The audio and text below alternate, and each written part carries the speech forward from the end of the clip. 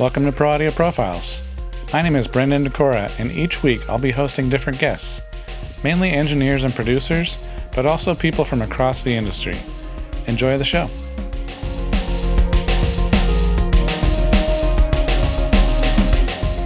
On today's show, we have David Tam. He's a producer who has credits with Mr. Jello, Adryon de León, Blue, and Martin Luther McCoy. Enjoy. First and foremost, thank you so much for being here. I really appreciate it. Thank you for having me. It's an honor. Awesome. So I'd like to start, if you could kind of go over your backstory, how you kind of got to where you are. Well, I was in probably about the 7th or 8th grade. My brother brought home some turntables. Mm-hmm. And so, I wanted to be like my brother. So I learned how to mix on turntables and started tagging along to parties with him. And then eventually just started DJing on my own. High school dances, house parties, weddings, that kind of stuff. And some years into that, I was curious about who was making these records that we were spinning and how they were created. Right. So that sparked my curiosity, and I took a piano class, flunked out of it probably twice. What? Because I'm not good in a traditional setting is what I learned. Okay. I can't be one of 30 students because I need to ask 30 questions What kind myself. of piano class is that? It was a community college. But, Okay. But I learned enough to know what I learned there is that I loved creating sounds. Right. And so that's where I started. I fell in love with the creation of it all, but I didn't understand the full spectrum of crafting songs yet. And so, so I joined a recording arts program at Los Medanos College in Pittsburgh, and that's where I started. Okay. And then tell me about, you've been a part of a number of different acts. Yeah. Can you go over the various ones? Sure. Let's see. So the first project that I produced was for an R&B singer, a local singer that I met at Los Medanos College in a practice room. Her name's Mia Zuniga. Mm-hmm. And so that was my first time producing anything for anybody. Right. I had met a lot of musicians in the Bay Area, very talented musicians, and just kind of staked out at gigs. Right. And if I liked the way a player sounded, I would wait till after the show and go meet him or her and ask if they'd be down to do some session work. Mm-hmm. And it was a lot of years of doing that and just collecting basically a bunch of no's and just until I found the right people that were willing to work with me. Of course. Yeah. Of course. So Mia's album was the first album I produced. It's called Stories Such as These. Okay. And let's see, what else have I done? Well, not necessarily like production stuff, but like I know you're actually part of like a musical group or 2 or 3 or 4. Oh yeah, you know yeah. I mean? Like, so name some of those. Yeah, off. definitely. So in the past maybe 4 years, I've been releasing music with other collaborators under different pseudonyms. Is that right? Right. Yeah. So some of them are from the lo-fi world, Mr. Jello, Vincent Moon, Bunky, By the Pier. Okay. There's several. There's probably some I'm forgetting. Yeah. But we've been releasing a lot of lo-fi tracks that way. Right. So a lot of stuff under different names and some stuff under my name. Right. Yeah. Okay. And how do you balance the technical demands of production while keeping the artist engaged and creatively free? I think I like to let the artist lead in the sense that I like them to either play a song for me or, show me an idea. Right. And then follow them versus have a set. There's no cookie cutter preset for me for any artist to say, oh, here's our vocal chain, or here's how we record this first and that next. I kind of feel like the artist and Right. try to find their comfort zone to where they're most comfortable being themselves. So that way, when you hit record, that you get the most natural version of them, and I just try to tailor around them. Right. Yeah. Right. And how have you adopted your production techniques to suit different genres or the unique needs of individual artists? Kind of the same question. Yes. That one's not really a conscious thing. I think Yeah. it comes from doing it so much with so many different people and so many different styles Right. that you just feel it as you go. And I'm less about, what the textbook says I should do in the situation, and more course. about, does this feel right for me and for the artist? Right. Right. And I just let the energy in the room lead. Right.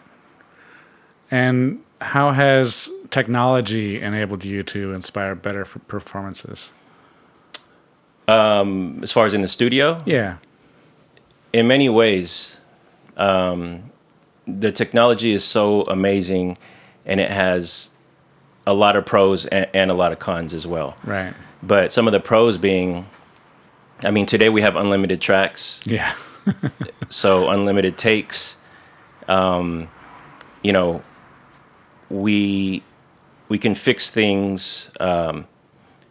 Fixing things in the mix now is acceptable versus what it was maybe over 20 years ago, Right. where it was something you don't do. You record it right, and now you can do as many takes as you want. You can take the take doesn't have to be perfect, because with the technology you can pitch things. You can, you don't have to, if you want to play something backwards, you don't have to cut tape and Right. that kind of stuff. So the technology allows for saving time, a lot of money, Yeah.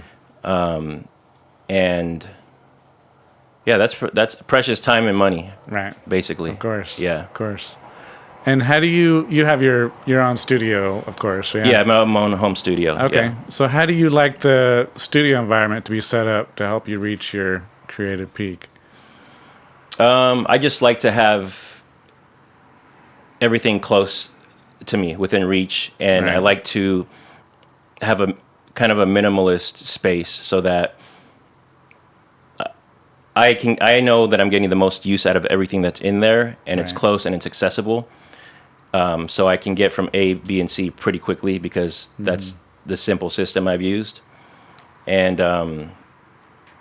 my setup is really simple. I record into Reason, Okay. and I mix in Reason, Really? Wow. and then then I work with some really good mastering engineers. Yeah. But Nice. mine is really simple in the box. Nice. Yeah. Nice. And have you ever utilized unconventional experimental techniques in the studio to unlock your creativity? Yeah, I think everything in the studio, everything is an instrument. Right. So that could mean putting the mic over by the window, opening the window to record before you even record anything outside. Just the Right. opening of the window Right. is a sound, Just right? any sound. Yeah. The birds are. So's the rain. So's the elote man. Right. Everything. Right. Everything is it. Right. Everything's useful. So that's one kind of unconventional way. I like to catch what people call like the mistakes or the outtakes or things that weren't meant to be in the recording. So Right. let's say I have someone check the mic, and instead of saying check, they just whistle into the mic to get a signal. Okay. That whistle might have sounded good against a track I was listening to. Right. Just And I might say, hit you know what, can record. you whistle that again, and we can tune it and Right. make it fit into the song, and just put a lot of reverb on it and delay, and it makes it Nice. sound like something that's Yeah. not a whistle. Right. So I think I have a conventional and unconventional style, because I'm always, my ear is always listening for those things, the stuff that maybe other people aren't listening to, Right. and finding value in them. Right. And how do you tap into the emotional core of a song during recording? Normally, I'm not going to work on a song with somebody if it doesn't have an emotional core, number one. Right. Two, we're going to speak about it. Yeah. What happens before the red light comes on is conversation. Of course. It's conversation, not just about the song, but it's checking the person's pulse, their energy, how they're feeling today, what got them to a place to write this song. Right. And so sitting in that energy already and then starting the process of recording, you kind of just lock in. Right. There's that, and I keep my sessions closed. So if you wrote this song and I'm producing this song, then you're in the room and so am I. And that's it. Right. And so that keeps our energies intertwined, locked in the space. Right. And do you like listen to reference tracks? Do you do pre-production with artists? What's your process like? I like to, if an artist has a reference track, I like to listen to it one time, or maybe 45 seconds in, right? Because I want to feel the energy of it, and then I want it out. Yeah. Out of sight, out of mind. Exactly. Yeah, but it's good to have a reference point. So I like it when people have, even if they're not playing something for me, if they could just give me a visual reference or give me some words or talk about what inspired this. Right. And then that way I can add my 2 cents onto their idea, and they could bounce that idea back to me, and we can just bounce them off the wall until the best one sticks. Right. Yeah. Right. And how has your approach to recording in the studio evolved over time, and what has been the key factor in that growth? I think patience has been the key factor in growth for me, because early on I wanted to be like my heroes, like Quincy Jones. And you're in the studio, so you're working with artists and musicians, so you think you're doing it, and you are doing it, but what I was missing was the 30, 40, 50 years of experience that he had, right? And so, and then you realize, oh, well, nobody was born that good, right? Yeah. And so a lot of the, these great composers that we idolize, all the greats and the painters, they're geniuses because, they, at 12, they were composing this and that. But the truth is that we're not praising the songs that they made when they were 12 and 14 and 15 years yes. old. Right? Right. We're praising them 1,000 songs in, maybe. Right. And 100 years late. Exactly. So, it's about the repetition. So over the years, having all the reps that I've done has made me more patient, because before, early on, I had a vision for an artist, and I would try to pull that out of them. And sometimes it wasn't there, but I wasn't mature enough to see that. Right. You're trying to, it's like my friend C. Holiday says, trying to squeeze juice from a rock. Right. And so I've evolved as a producer because now I'm artist based, like let the artist lead, learn what their capabilities are, what their inspirations are. And then based on what they can do, use the best tools I have to help enhance their performance, their song. Yeah. And so I think patience in the studio and letting things unfold versus having to make everything happen. Sometimes you just create the space for you to watch things happen. Right. Yeah. Yeah. Absolutely. I just want to take a quick break and tell you about my free guide for creating massive snare sounds. In it, I go over all my techniques, from drum choices, tuning, microphone placements, even mixing techniques. Check it out now at brendandecora.com/huge-snare. And now, back to the show. And you play keys, obviously, and you engineer yourself doing it. How do you maintain that balance between the technical and the creative when you're trying to engineer yourself? Yeah, I try not to do too much of that. I do enough of that to sketch out songs. Okay. Sometimes what I play ends up on the record. A lot of times it won't, because my intention is just to write the song, and then write the recipe, but then go find the ingredients. So find the keyboard player that was in my head when I was playing that, or a certain style, and then and then drums, bass, whatever the song takes. But yeah, the balance between I know that's a very new age, engineering yourself and recording all the instruments. Yeah. That's not my talent. So I think I know my strengths. Oh, good. Yeah. Yeah. Yeah. I envy all the youngsters that can Right. do that and grew up in that age. So you work with like session musicians basically to do that? other Yes, I stuff work for you? with a lot of very talented session musicians from the Bay Area, from LA. Cool. And now, because of the internet, a lot of musicians overseas, some I haven't met, Right. might not ever meet. Yeah. But some great collaborations. Yeah, Right. one of my favorite trumpet players, Fred Posse, he's from Canada, so we'll just fly tracks back and forth. Okay. And do you do stuff remote with them, or you're kind of with them in the studio, directing them, or you just send the No, files? we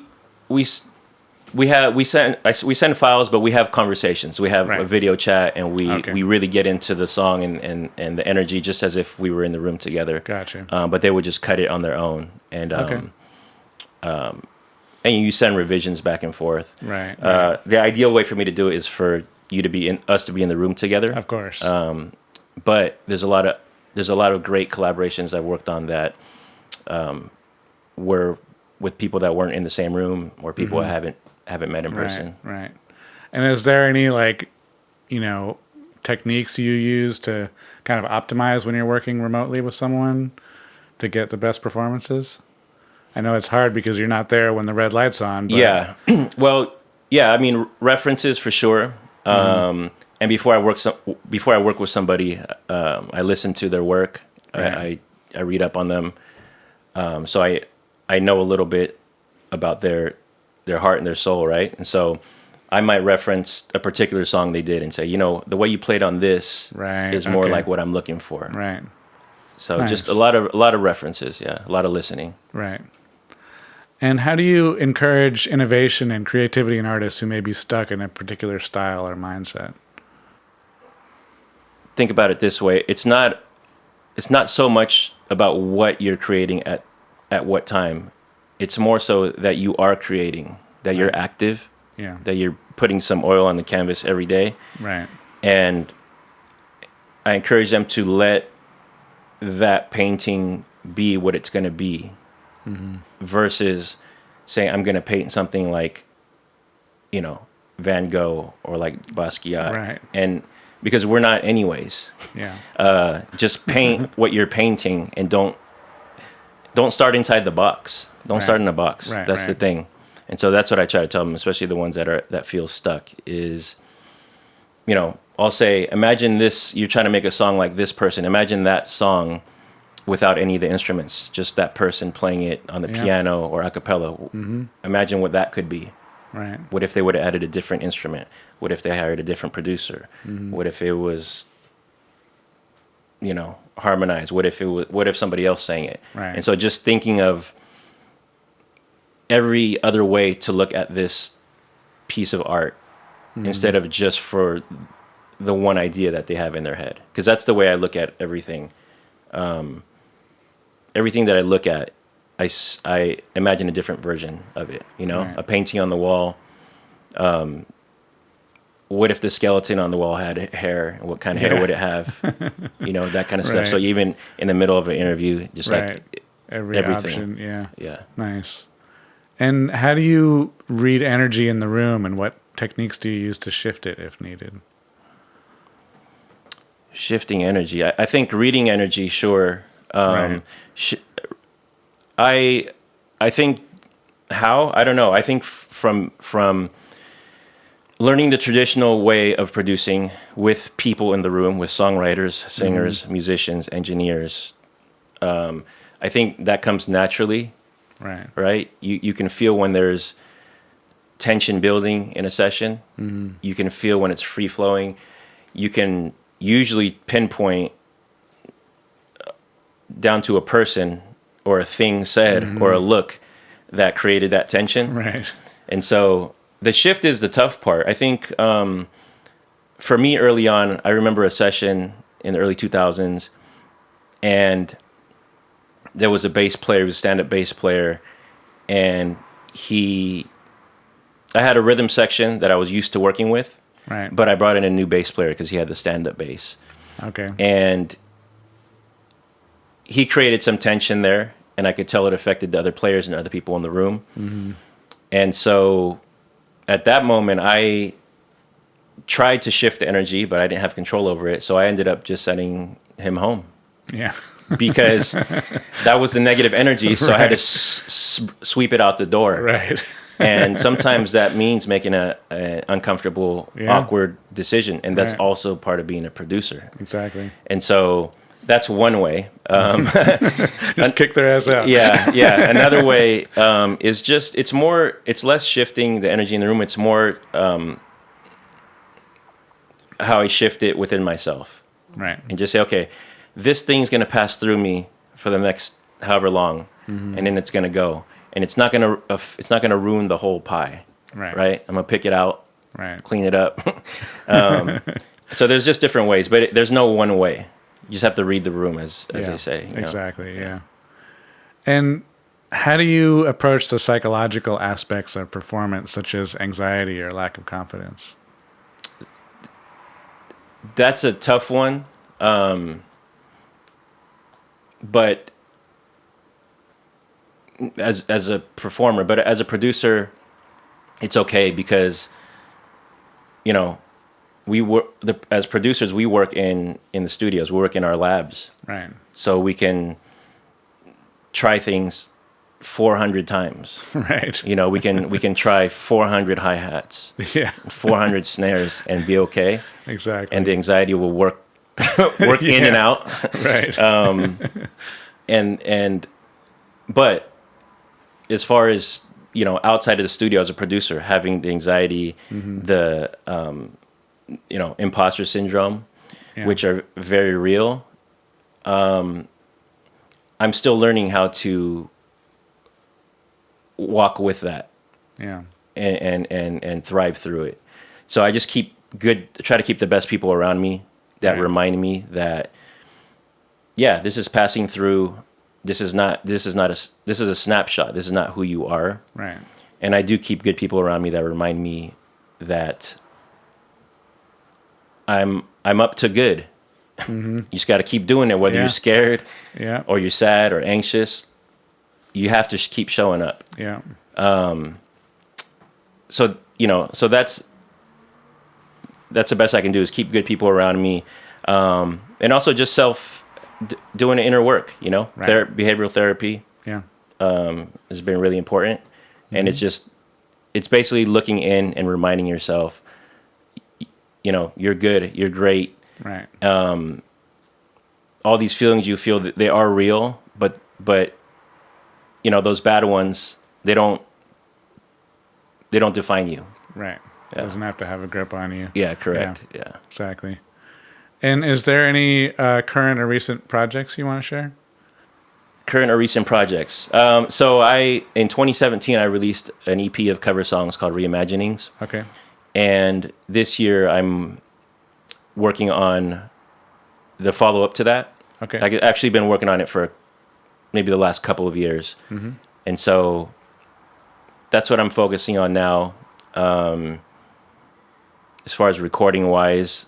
And also there's a lot of artists that I've been looking forward to collaborating with who I owe collaborations to that I want to make good on. Right. And so there's a lot of talented singers, musicians, MCs that I'll be working with soon. And just, going wherever somebody will have me. Yeah. Nice. Yeah. Nice. I like to wrap up each podcast with the same kind of set of questions. The first one is, who is your most influential teacher? Wow. And it can be a couple. It doesn't have to be one. My first mentor in producing is a producer named Frank Doherty. Mm-hmm. And he used to produce for Concord Records, the jazz label, back in 60s, 70s, right? Okay. Cal Jader. He did some Cal Jader records and Art Blakey. Mm-hmm. And he was my first professor at Los Medanos College. Okay. And I took a session producing class. And I remember on the first day him saying, And I didn't know what a producer was. I was just curious. Right. So I signed up for the classes. At that point, I had just played a little piano. He said, if you think, if you have, a beat machine and a couple turntables and a mic and you call yourself a producer, you're in trouble. And so... And that's what you had. yeah. Right. And so I said, well, yeah, teach me, And then he also said that his father told him, never believe your own press releases, right? Okay. And then the other thing he said, he told us, it was pretty funny, but it's real. He said there's 5 words that you guys want to know the secret to making it, and it's 5 words. And he said, never, never, never give up. Right. And it's just, it's like I said, if you're putting some oil on the canvas every day, that's sometimes just that's what that means. It doesn't mean that you clocked 16 hours in a session, or it doesn't mean that you made a song, but you woke up and with intention did something towards you put in on your dream. Right. And so, he was a really good mentor to me, and he showed us the traditional way of producing records, and because not just about the technical aspect, it's not just about miking technique or hardware. It's about the people. Yes. And about how something so simple as the artist is having a really hard time getting this take right. But they insist, right? So maybe you don't tell that artist that you need to take 5, or you say, hey guys, we have a technical issue in here, we need 5 minutes. Yeah. And sometimes that's all that artists needed, because they got a glass of water, they got fresh air, and they came back. Yeah. And then maybe they could listen to what they had just done, right? Right. It's as simple as, feeding your musicians, keeping them happy. Like those little things. And your engineers. And your engineers too. Yeah. And make sure there's vegan options.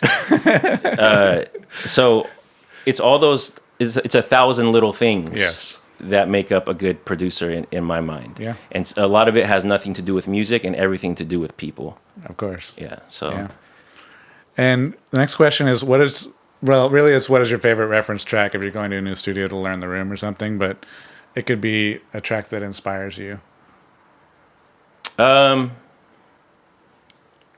I want to check somebody's speakers, I'll just put on anything from Thriller. Okay. Because sonically, it's amazing. Musically, it's amazing. The songwriting is amazing. The musicianship, the artistry, it's a perfect album. Thriller. Cool. Awesome. Last question would be, what would be one tidbit you have for an upcoming producer? I would pass on a tidbit that I got from one of my favorite singer-songwriters, artists, Martin Luther. And I remember he told me once, I can't remember what I was asking him, but I remember hearing his answer was so short, and it took me a minute, because I thought, well, that's it. But the idea had to really sit with me to get it. And he said, just make music that moves you. Yeah. So, make music that moves you. You're not thinking about anybody else's feelings. You're feeling things. That's why you're creating. Exactly. So whatever moves you, let that thing out. Because if it gave you goosebumps, then it's going to do that for somebody else. Right. And it's not your job to decide if that's going to be 1,000,000 or 1,000. But I think that if you can give somebody else goosebumps, man, you're doing something right. Right. So make music that moves you, because, when it gets really tough trying to make a business out of it, why are you going to fight for something that doesn't move you? Right. You're just going to get another day job or something else for money. Yeah. But something that moves you is something you love, right? You don't, you fight with your brothers every day, every night, but the next morning you still brothers. Right. Right? Because it's family, it's love, right? So make music that moves you. Cool. Yeah. Awesome. Well, thank you so much, man. I really appreciate you being on the show. Thank you for having me. This is an honor. Awesome. Thank you so much. Cool. Thanks so much for checking out the show. Make sure to subscribe and leave a review or comment. I'll see you next week.